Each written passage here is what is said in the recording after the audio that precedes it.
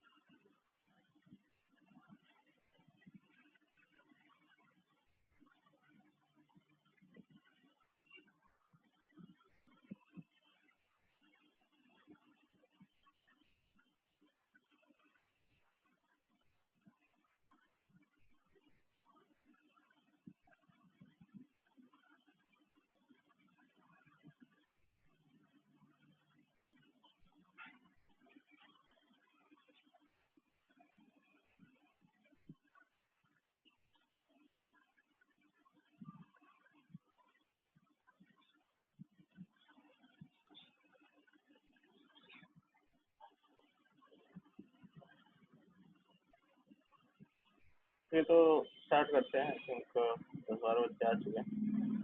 Other than dealing start. तो topic is syllogism, ठीक है ना। क्वेश्चन बेसिकली मैं बता देता हूँ कैसे क्वेश्चन के बारे में हम पढ़ रहे हैं। इस तरीके क्वेश्चन समझ रहे हो, some bats are balls, some balls are no ball is a wicket. इस तरीके स्टेटमेंट, फिर कंक्लूजन दिया हुआ, फिर पूछ रहा है क्वेश्चन में कि कौन सा कंक्लूजन फॉलो, ये फॉलो कर रहा है, some wicket are not bat, ये फॉलो कर रहा है या ये नहीं कर रहा है। तो कैसे करते हैं इन तरीके के क्वेश्चंस को, क्या अप्रोच है, क्या मेथोडोलॉजी है, क्या इसके पीछे थियोरी है ना। ऐसे नहीं कि हम हिट एंड ट्रायल करना है हमें, क्योंकि हमें because we are in the learning phase, तो हमें बिल्कुल बेसिक फंडामेंटल तरीके से सीखना है। और फिर थियोरी या फिर कह सकते हैं वेन डायग्राम, इसको कैसे हेल्प करता है हमें डिड्यूस करने में, हम सीखेंगे। तो पहले तो हम क्वालिफायर्स देखेंगे।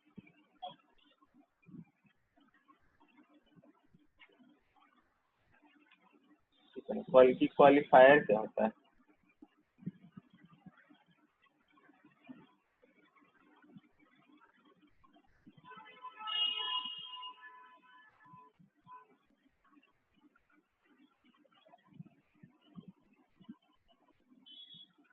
तो क्वालिफायर हो सकता है ऑल, है ना,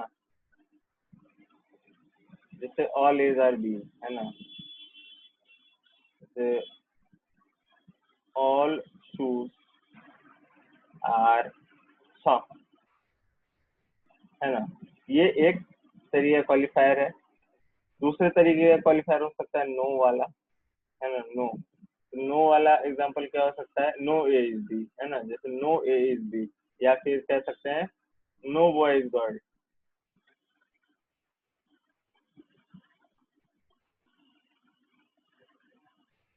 है ना। तो ये दूसरे तरीके क्वालिफायर है,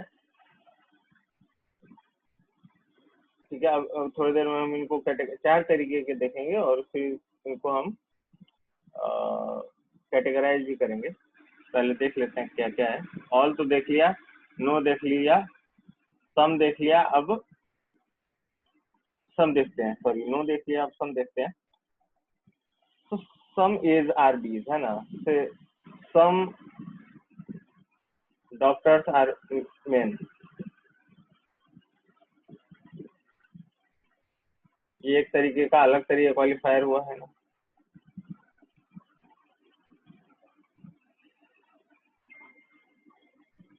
और फिर some not,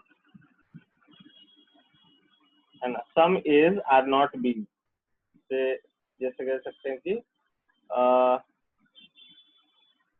some cat are not mouse.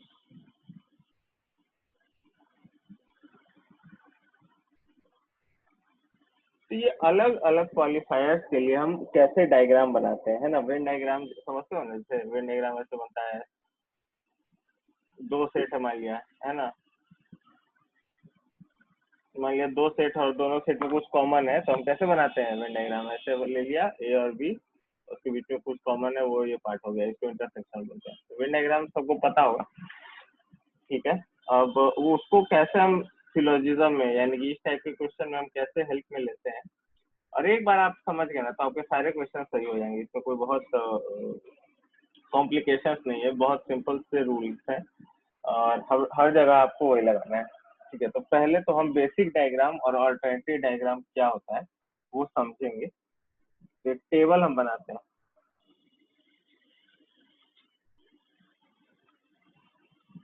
ठीक है। तो टेबल एक बनाते हैं,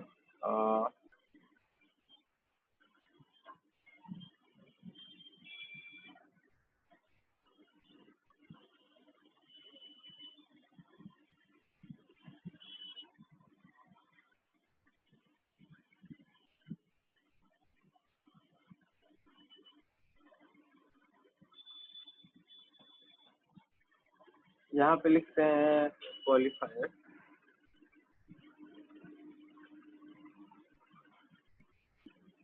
बेसिक डायग्राम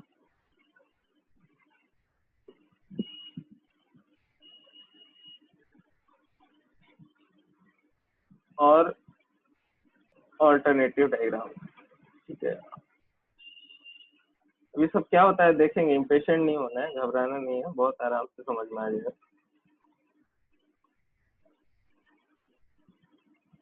मैं क्या कहना चाह रहा हूँ आपको आसानी से समझ में आ जाएगा, एक बार बस ध्यान से सुनिए।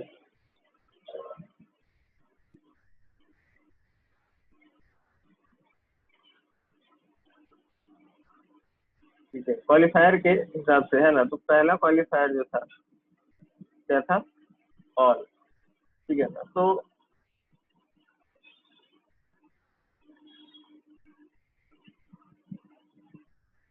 ऑल वाला, ठीक है।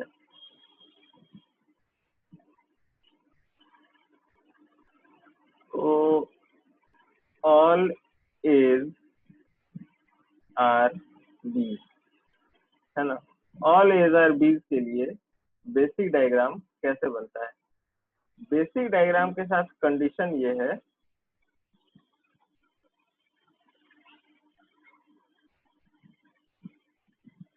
कंडीशन है मिनिमम ओवरलैप। और भी समझ में आएगा मिनिमम ओवरलैप क्या होता है। मिनिमम ओवरलैप, ठीक है। तो ऑल एज आर बी का डायग्राम कैसे बनेगा, ऐसा बनेगा, जिसमें ए जो है अंदर होगा और बी बाहर होगा। तब तुम कह सकते हो ना कि ऑल एज आर बी, सारे ए जो है वो बी ही है, सारे ए बी है, बी बड़ा सर्कल है, ए छोटा सर्कल अंदर है, तो ऑल एज आर बी, ठीक है। ये इसका बेसिक डायग्राम हो गया। लेकिन ऑल्टरनेटिव डायग्राम क्या होगा, ऑल्टरनेटिव डायग्राम हो सकता है ये,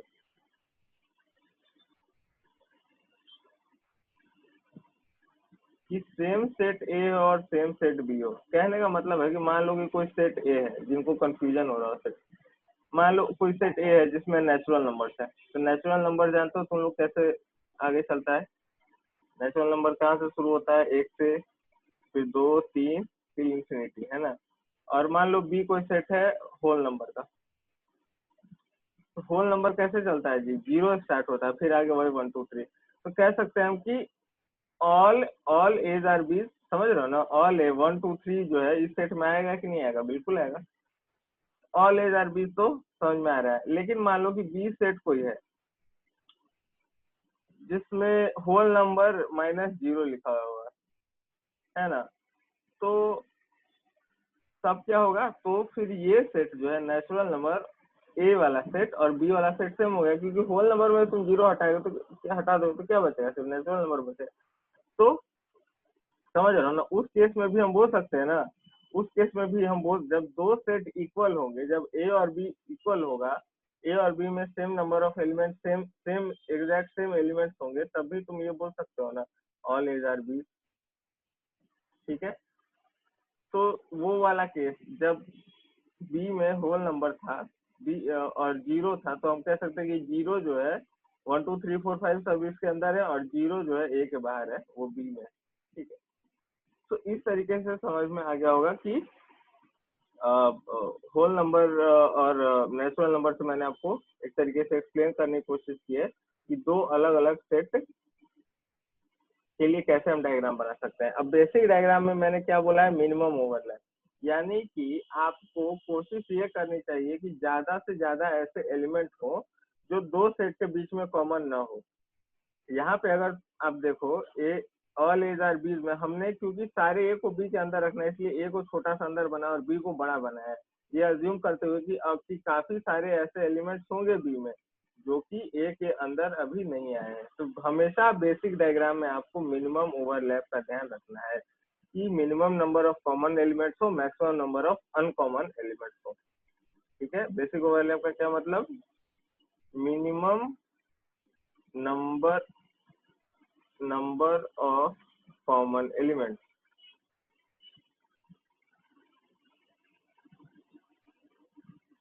ठीक है, इसका ध्यान रखना है। और अल्टरनेटिव डायग्राम में आप कंसीडर कर सकते हो कि ए और बी सेम सेट है। ठीक है, वो सारे डायग्राम्स जिसमें ये वाली बात फॉलो हो रही हो, ऑल एज आर बी, तो इस डायग्राम में फॉलो हो रही है, ये अल्टरनेटिव डायग्राम है। अब आप लोगों के दिमाग में ये कंफ्यूजन आ रहा होगा कि कब मिनिमम बनाना है, कब अल्टरनेटिव बनाना है, ये सारे हम देखेंगे। अभी हम एक एक करके सारे क्वालिफायर्स के लिए बेसिक डायग्राम देख सकते हैं। तो ऑल हो गया, अब सम देखते हैं। तो सम कहने का मतलब, सम इज आर बी, इसका कैसे अल्टरनेटिव डायग्राम बनता है, सॉरी। तो मैंने क्या कहा, alternative diagram, sorry basic diagram में क्या कहा कि मिनिमम ओवरलैप, तो जितना कम से कम हो। अभी देखो इतना ही एलिमेंट कॉमन आया ना जी, आया नहीं आया। हमने क्या किया, जितना कम से कम कॉमन एलिमेंट हो वो हमने लिया है।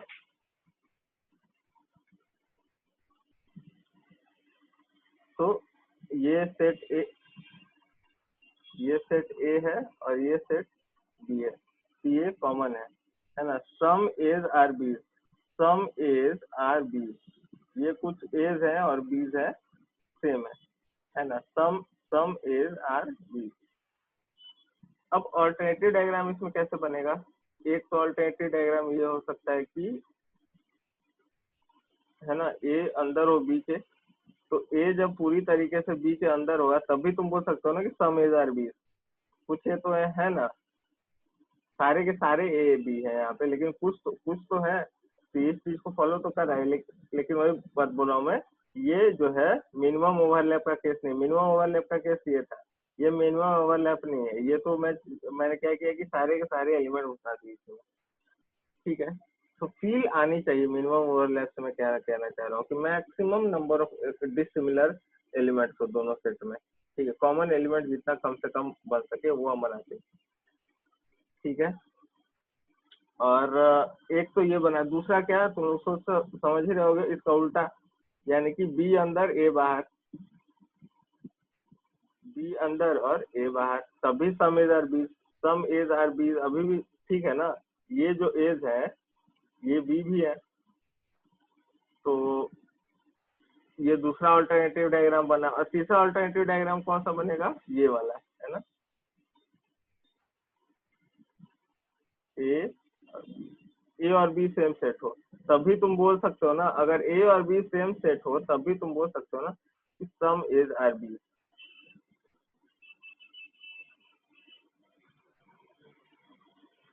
ठीक है, तो ये दोनों अभी तक जो हमने क्वालिफायर्स देखे हैं ना, इन क्वालिफायर्स को हम बोलते हैं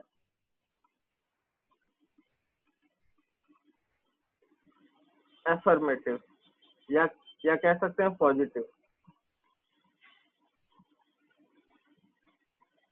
ठीक है ना, यहाँ ऑल और सम की बात। अब हम निगेटिव की देखेंगे। तो ये जो है ऑल और सम जो है ये सारे क्या है, एफर्मेटिव है।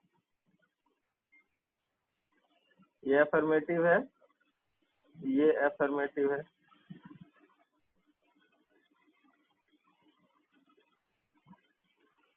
और ये दोनों जो है ना, सम नॉट, ये नो और सम नॉट जो है ये दोनों निगेटिव, ये निगेटिव स्टेटमेंट है, ये निगेटिव स्टेटमेंट। ठीक है, तो ऑल और सम एफर्मेटिव है, नो और सम नॉट निगेटिव है। तो अभी हमने एफर्मेटिव वाला देख लिया, अब हम निगेटिव वाला देखेंगे। ठीक है, कि निगेटिव तो नो के लिए देखते हैं, मान लो, है ना। कहने का मतलब नो ए इज बी, इसके लिए कैसे बनता है डायग्राम? तो एक ही तरीका है सिर्फ, है ना। यहाँ पे ये हो गया, ये बी हो गया,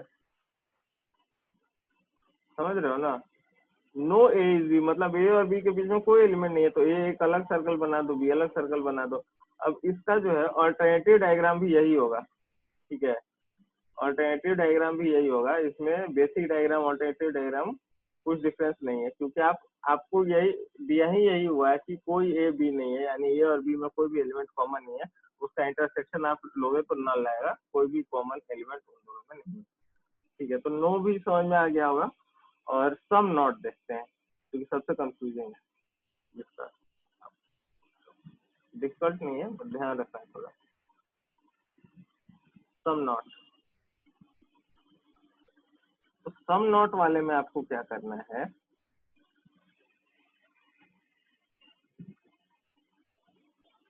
सम इज आर नॉट बी। इस वाले में आपको क्या करना है कि बेसिक डायग्राम आप कैसे बनाओगे? बेसिक डायग्राम मैंने क्या कंडीशन रखा है, मिनिमम ओवरलैप, है ना। तो मिनिमम ओवरलैप ऐसे ही बनेगा, सम एज आर नॉट बी लिखा हो सकता है कुछ ए बी होंगे, लेकिन हमें क्योंकि बेसिक डायग्राम में मिनिमम ओवरलैप रखना है, इसलिए मैंने दोनों को अलग अलग रखा है। हाँ, ऑल्टरनेटिव डायग्राम ऐसा बन सकता है, ऑल्टरनेटिव डायग्राम तो ऐसा बन सकता है,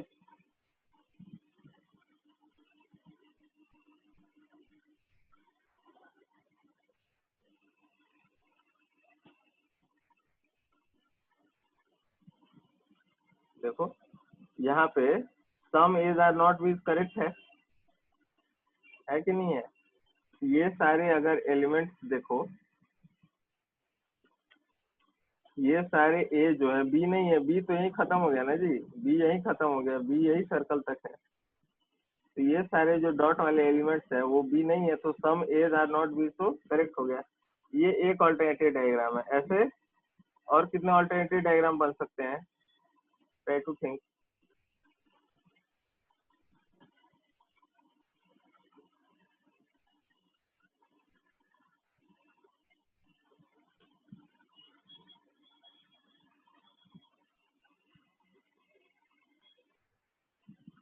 एक और बन सकता है,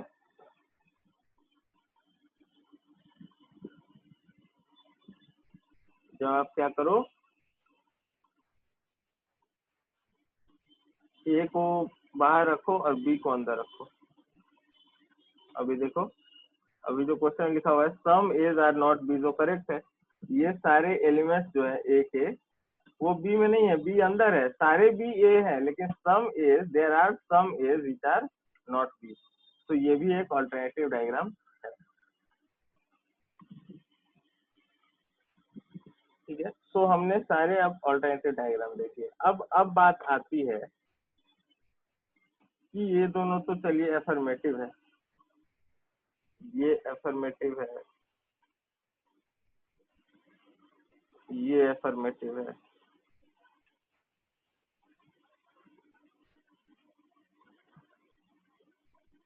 और ये दोनों निगेटिव।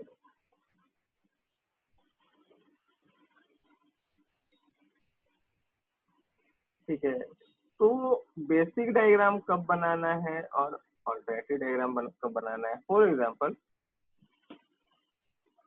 अभी मैं बताऊं कंक्लूजन देख के कैसे बोलते हैं कौन सा एफर्मेटिव है कौन सा।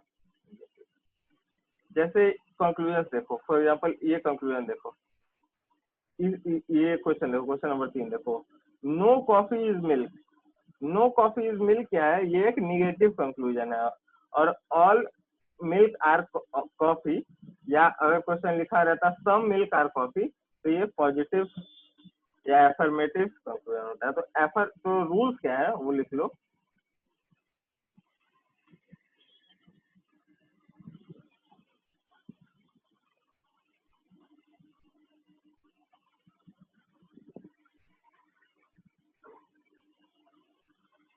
रूल्स लिख लेते हैं अब हम। एनालिसिस ऑफ कंक्लूजन, कि कंक्लूजन को हम लोग एनालाइज कैसे करते हैं।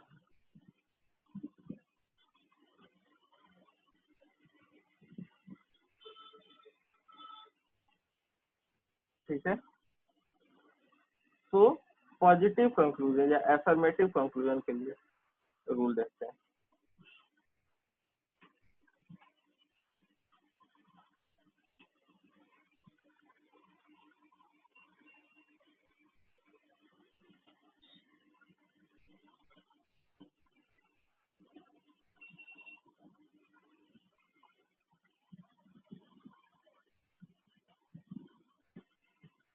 एफर्मेटिव कंक्लूजन यानी कि इस तरीके कंक्लूजन है ना, इस तरीके conclusion, all tables are chair, sorry ये तो स्टेटमेंट है, सम विकेट, हाँ ऑल मिल्क आर कॉफी, ये एफर्मेटिव है। तो इसके लिए ये कंक्लूजन स्टेटमेंट को फॉलो कर हम लोग देखो करना क्या है, स्टेटमेंट पढ़ के आपको बेसिक डायग्राम बनाना है। ठीक है, और कंक्लूजन का पॉजिटिव या एफर्मेटिव या निगेटिव देख के आपको अप्रोच लेना है। तो मैं बोल रहा हूँ कि ये एक एफर्मेटिव कंक्लूजन है। अब ये कंक्लूजन जो है फॉलो कर रहा है नहीं कर रहा है स्टेटमेंट के लिए, इसके लिए क्या करना है कि चेक विथ, जब मैं क्वेश्चंस करवाऊंगा तो अभी क्लियर हो जाएगा, अभी आज आज ही क्लियर हो जाएगा कि क्या हुआ है, किसी को और कंफ्यूजन है तो चेक विथ बेसिक डायग्राम।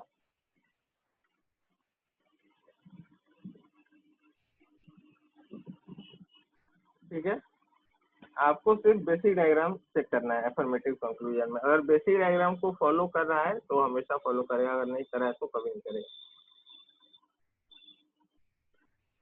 और निगेटिव कंक्लूजन के लिए अप्रोच क्या होगा?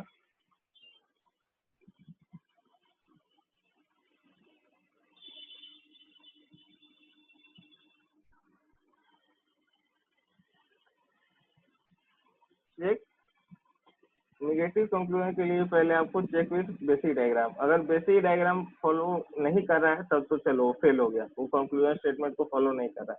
लेकिन अगर फॉलो करता है, if it follows basic diagram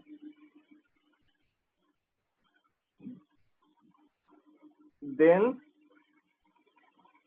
check for alternative diagram. ठीक है, अगर आप बेसिक डायग्राम भी फॉलो करता है तो आपको इस तरीके से ऑल्टरनेटिव डायग्राम बनाना है ताकि ये फेल हो जाए। अगर और कोई भी ऐसा ऑल्टरनेटिव डायग्राम अगर आप नहीं बना पाते हो जिससे नेगेटिव कंक्लूजन फेल हो जाए, इसका मतलब वो कंक्लूजन करेक्ट है। ठीक है, तो अगर पॉजिटिव कंक्लूजन है या अफर्मेटिव कंक्लूजन है तो आपको सिर्फ बेसिक डायग्राम चेक करना है। बेसिक डायग्राम मतलब इस तरीके के डायग्राम, ठीक है। स्टेटमेंट को पढ़ के इस तरीके डायग्राम बनाने हैं। अगर आपको एक अफर्मेटिव कंक्लूजन चेक करना है तो ये डायग्राम सफिशिएंट है। अगर नेगेटिव कंक्लूजन को चेक करना है तो पहले आप इन सारे डायग्राम जो भी स्टेटमेंट के हिसाब से बन रहे हैं उसमें चेक कीजिए। अगर वहां पे फेल हो जा रहा तो फिर नहीं कर रहा है, वहां पे पास हो जा रहा है तो आप ऑल्टरनेटिव इस तरीके ऑल्टरनेटिव डायग्राम बनाइए ताकि ये वो जो कंक्लूजन है वो फेल हो पाए। अगर नहीं हो पाता तो कंक्लूजन पास है, फिर वो करेक्ट आंसर। तो ये तो बहुत थ्योरेटिकल हो गई। अब क्वेश्चन से समझते हैं कि एक्चुअल में जो हम बोल रहे हैं ना, we will practise what we preach. जो मैं समझा रहा हूँ उसको एक्चुअल में कैसे करते हैं क्वेश्चन से आपको समझ में आएगा, ठीक है। अब देखो क्वेश्चन, देखो क्या कह रहा है इसका डायग्राम बनाना हुआ हमें, ठीक है। क्या लिखा हुआ है, सम बैट्स आर बॉल्स, इसको जूम कर देते हैं। सम बैट्स आर बॉल्स, तो कैसे बनेगा जी इसका alternative diagram, sorry basic diagram. Some वाला केस है ना, तो मिनिमम ओवरलैप रखना है। तो सम बैट्स आर बॉल्स, ठीक है। यहाँ बैट है और यहाँ बॉल, ठीक है। तो सम बैट्स आर बॉल, तो हमने मिनिमम बहुत ओवरलैप, बहुत कम ओवरलैप लिया है, ठीक है, क्योंकि बेसिक डायग्राम हमें बनाना होता है हमेशा। No ball is a wicket, no ball is a wicket, तो बेसिक डायग्राम है, no ball is a wicket बोल रहा है। तो हो सकता है विकेट जो है बैट के अंदर में हो या बाहर बाहर हो, हमें नहीं पता। लेकिन बेसिक डायग्राम में हमारा कंडीशन क्या है, हमारा कंडीशन होता है मिनिमम ओवरलैप, यानी कि जहां तक पॉसिबल हो दो अलग अलग सेट के बीच में, जहां तक पॉसिबल हो कोई कॉमन एलिमेंट नहीं रखना। तो यहाँ पे नहीं, अगर दिया हुआ है बैट और विकेट के बीच में रिलेशन, तो हम विकेट वाले सेट को बाहर ही रखेंगे, ठीक है। तो विकेट वाला जो सेट है वो बाहर ही हमने कर दिया है, ठीक है। अब देखो ये हमारा क्या बन गया है, ये हमारा बन गया बेसिक डायग्राम, ठीक है। अब हम कंक्लूजन को पढ़ते हैं। कंक्लूजन पढ़ के हमें देखना है कि फॉलो करा है नहीं।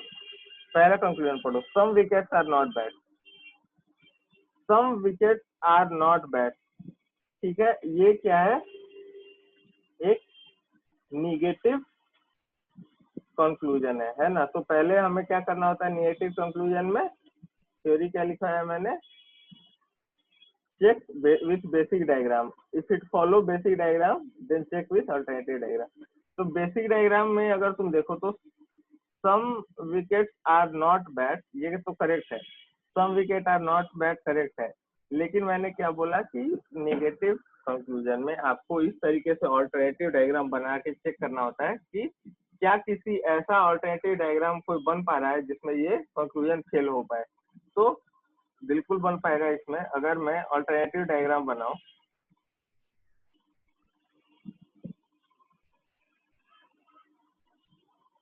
ठीक है। यहाँ बैट है, यहाँ बॉल है, ठीक है।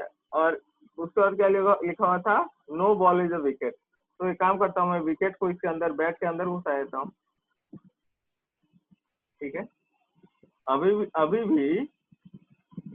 अभी भी देखो कोई भी बॉल जो है, विकेट तो नहीं है, बॉल तो यहीं तक है और विकेट अलग है।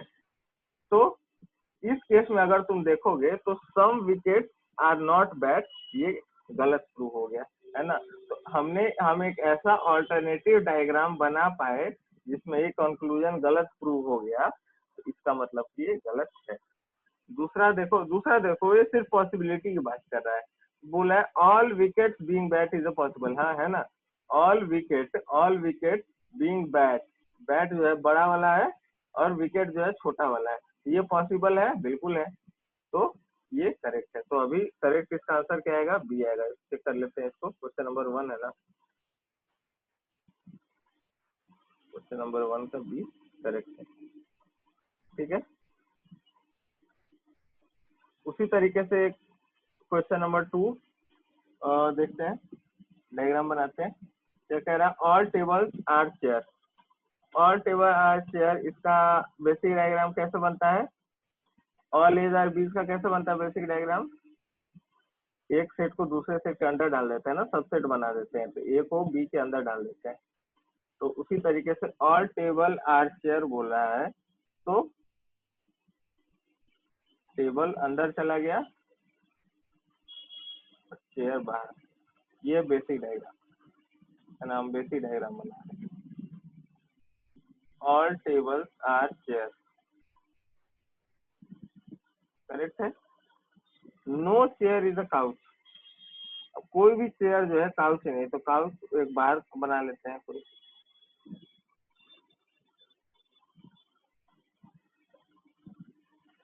समझ में आया? तो ये एक अलग अलग सेट है। No chair is a couch, तो नो ए इज बी का कैसे बनता है? नो ए इज बी, बस दो अलग अलग सर्कल बना दो जिसके बीच में कोई भी कॉमन एलिमेंट ना हो। ठीक है, वही हमने किया है यहाँ पे। ठीक है, अब कंक्लूजन छोड़ो। ठीक है, बेसिक डायग्राम बन गया। At least some couches are chair, तो at least some couch are chair क्या? अच्छा, एटलीस्ट जो है, एटलीस्ट, एट मोस्ट, सम, ये सारे के सारे जो है एक ही कैटेगरी के क्वालिफायर्स है, ये सारे अफर्मेटिव है। At least some chairs are couch are chair, इसको हम बेसिक डायग्राम चेक करते हैं। अगर बेसिक डायग्राम में फॉलो कर गया इसका मतलब हमेशा करेगा। तो सम काउच आर चेयर, तो सम काउच और चेयर में तुम देखो कितने कॉमन एलिमेंट्स है? कोई नहीं है, तो ये तो फेल हो गया, बेसिक डायग्राम में फेल हो गया। उसके आगे no table is a couch, no table is a couch, ये चलो ये एक निगेटिव, ये एक निगेटिव कह सकते हैं कि निगेटिव कंक्लूजन है। तो हमें बेसिक और अल्टरनेटिव दोनों में चेक कर, तो बेसिक डायग्राम में तो फॉलो हो रहा है नो टेबल, टेबल तो ये इसके अंदर है और काउच तो एक बाहर वाला सर्कल, दोनों में कोई और कॉमन एलिमेंट नहीं है। बेसिक डायग्राम में तो ये दिख रहा है। क्या ऐसा अल्टरनेटिव डायग्राम हम बना सकते हैं क्या कि जिसमें काउच और जो टेबल के बीच में कुछ कॉमन एलिमेंट हो? नहीं, पॉसिबल ही नहीं है, क्योंकि जो जो टेबल है वो हमेशा चेयर के अंदर रहेगा और चेयर और काउच के बीच में कोई भी कॉमन एलिमेंट्स नहीं आ सकते हैं। तो ये करेक्ट है। तो conclusion B follows, conclusion two follows, है ना, ये वाला कंक्लूजन फॉलो कर रहा है और ये नहीं कर रहा है। तो सेकंड का भी आंसर बी आना चाहिए। क्वेश्चन नंबर 2 का आंसर बी है, करेक्ट। ठीक है, अब क्वेश्चन नंबर 3 देखते हैं। तो क्वेश्चन नंबर 3 में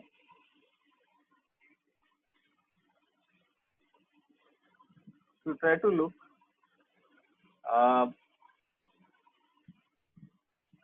it says no tea is coffee, तो नो टी इज कॉफी, इसका बेसिक डायग्राम कैसे बनेगा? टी अलग बनाओ और कॉफी अलग बनाओ, सिंपल। यहाँ टी है और यहाँ कॉफी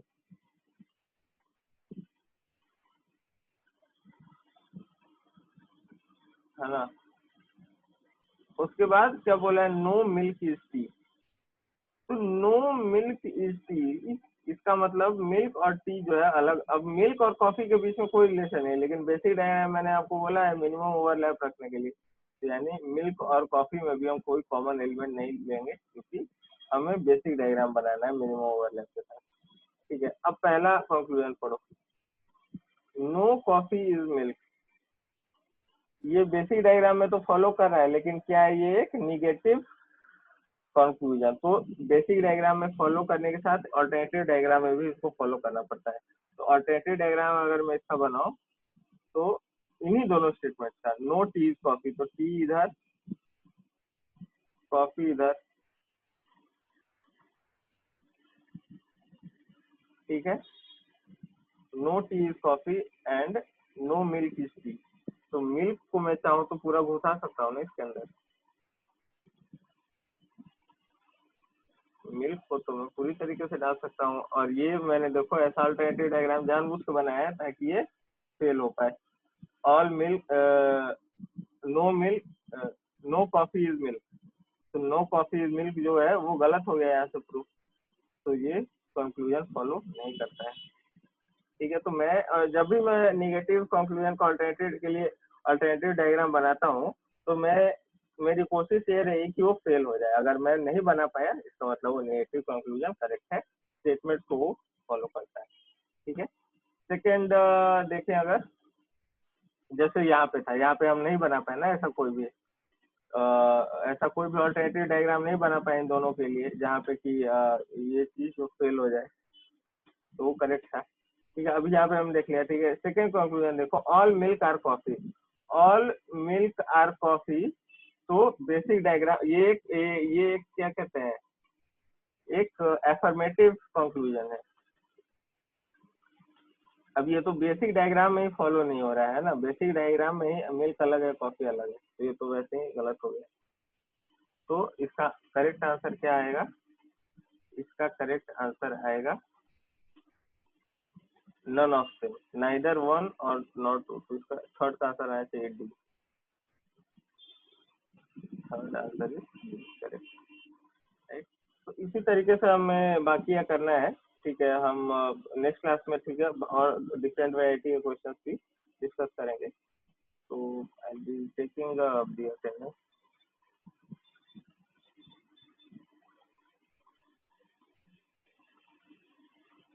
ये सच है, अच्छा बोलो। सर थर्ड क्वेश्चन में सर, थर्ड क्वेश्चन में ऑल कॉफी, ये सॉरी,